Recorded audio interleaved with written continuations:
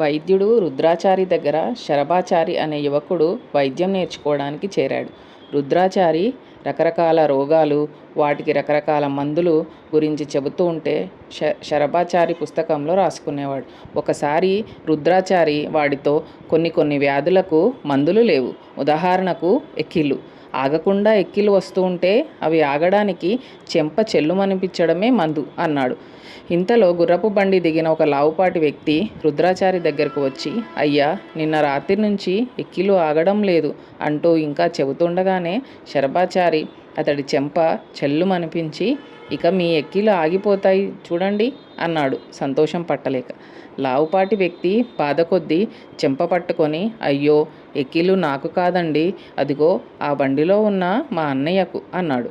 రుద్రాచారి కోపంగా శరభాచారి కేసి చూశాడు. వైద్యంలో తొందరపాటు కూడదని శరభాచారికి తెలిసి వచ్చింది.